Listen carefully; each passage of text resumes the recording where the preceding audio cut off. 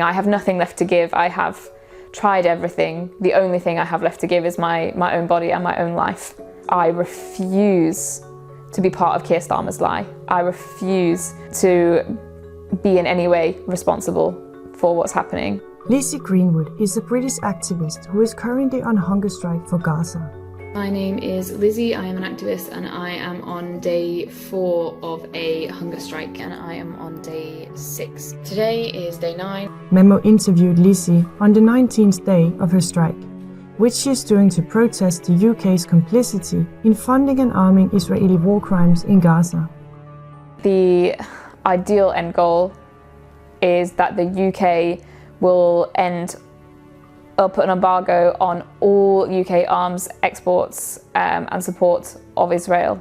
As 5 prime ministers before Keir Starmer managed to do in response to Israeli war crimes.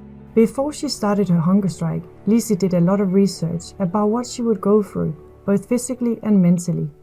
She takes electrolytes and vitamins, and occasionally 250 calories a day, in solidarity with the Palestinians in Gaza, as that is what, on average, they are expected to live on day by day under the siege as aid continues to be blocked. Lizzie was hospitalized on day 14 for the first time during her strike and another time on day 23.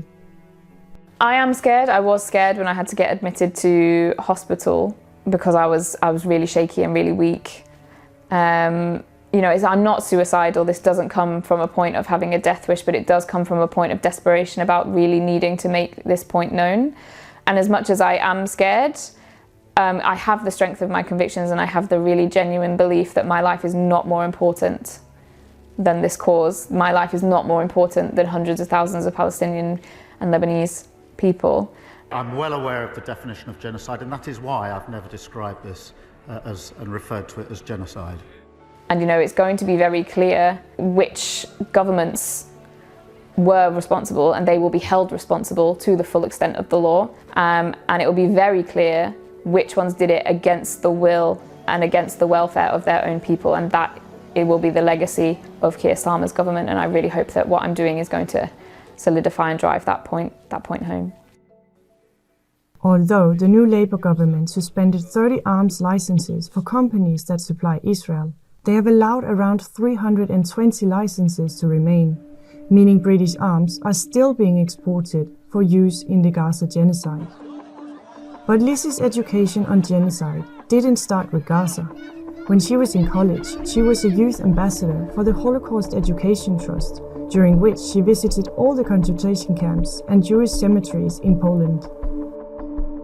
And the things that I saw there really fundamentally changed me as a person, to the point where I remember when I came back I couldn't actually speak on it at all for a couple of days. They walk you through the journey that every individual who entered those camps had to take, from the shaving of the heads to the undressing to the gas chambers, and you're seeing the actual piles of hair with individual ponytails and children's pigtails in it. You're seeing the actual piles of shoes, again with shoes that are this big. The focus of that project is the rehumanization of all of these victims and the education to make sure that that is never allowed to happen again. And to go from being part of that project to being forced to be complicit in essentially the exact same thing, the exact same process in a country that is funding and arming it and excusing it was just really, really heartbreaking and soul-crushing, and it was a real big call to action. Lizzie's activism has turned to the situation in Gaza in recent years. This commitment led her to run as a candidate for the Workers' Party in Manchester, standing on a pro-Gaza and anti-war platform. Drawing from her work with the Holocaust Education Trust, Lizzie views the UK's support for the State of Israel as a moral wrong. Her hunger strike aims to make British citizens understand their connection to the atrocities in Palestine.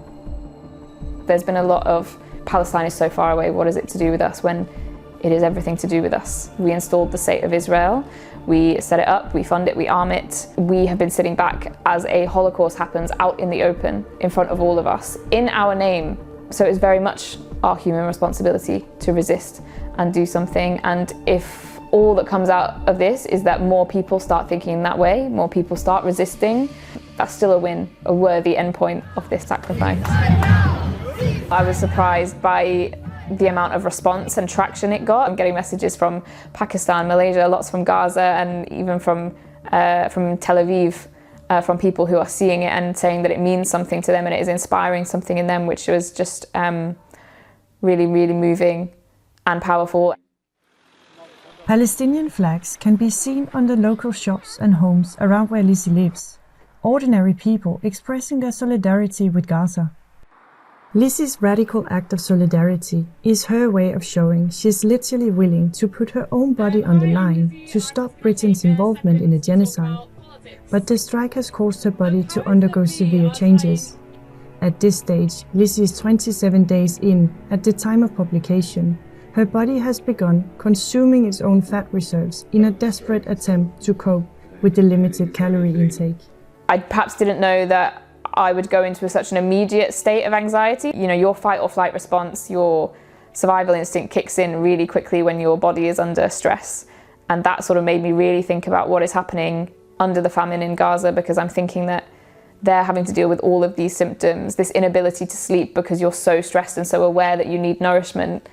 And then they're also being constantly displaced, they're being constantly bombed, they're grieving. Whatever I'm going through, it really is just 1,000 times more difficult for them. So it did really bring that home to me.